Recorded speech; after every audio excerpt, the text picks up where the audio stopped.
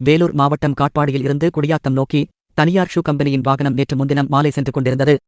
B K. புரம் அருகே சென்றபோது அந்த வேனை இருசக்கர வாகன ஓட்டி ஒருவர் வழிமடக்கி தகராறில் ஈடுபட்டுள்ளார். பின்னர் அந்த வாகனம் கே.வி. குப்பம் காவல் நிலையம் அருகே நிறுத்தப்பட்டது. அப்போது தகராறில் ஈடுபட்ட நபர் தன்னை காவலர் எனக் கூறி வேன் ஓட்டுநரிடம் ரகளையில் ஈடுபட்டுள்ளார். இது தொடர்பாக கே.வி. குப்பம் காவல் நிலைய ஆய்வாளர் தமிழ்செல்வன் நடத்திய விசாரணையில் ரகளையில் ஈடுபட்டவர் காட்பாடி விருதம்பட்டு காவல் நிலைய காவலர் அருண் கண்மணி என்பது தெரியவந்தது. மதுபோதையில் இருந்த அவரை மருத்துவ பரிசோதனைக்காக குடியாத்தம் அரசு மருத்துவமனைக்கு கே.வி. குப்பம் காவல்துறையினர் நேற்று முன்தினம் இரவு அழைத்துச் சென்றனர். அங்கும் ரகளையில் ஈடுபட்ட காவலர் அருண் கண்மணி அங்கிருந்த கதவின் கண்ணாடியை நொறுக்கியதுடன் பணியில் இருந்த மருத்துவரையும் மிரட்டியுள்ளார். இது தொடர்பாக குடியாத்தம் நகர காவல் நிலையம் மற்றும் கே.வி. குப்பம் காவல் நிலையத்தில் இருவேறு வழக்குகள் பதிவு செய்யப்பட்டன. இந்த வழக்கில் கைது செய்யப்பட்ட அருண் கண்மணி வேலூர் மத்திய சிறையில் நேற்று இரவு அடைக்கப்பட்டார்.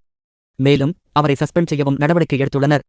அருண் கண்மணி ஏற்கனவே குடியாத்தம் நகர காவல் நிலையத்தில் பணியாற்றியபோது பானிபூரி கடைக்காரரை தாக்கிய வழக்கில் சஸ்பெண்ட் செய்யப்பட்டவர் என்பது குறிப்பிடத்தக்கது.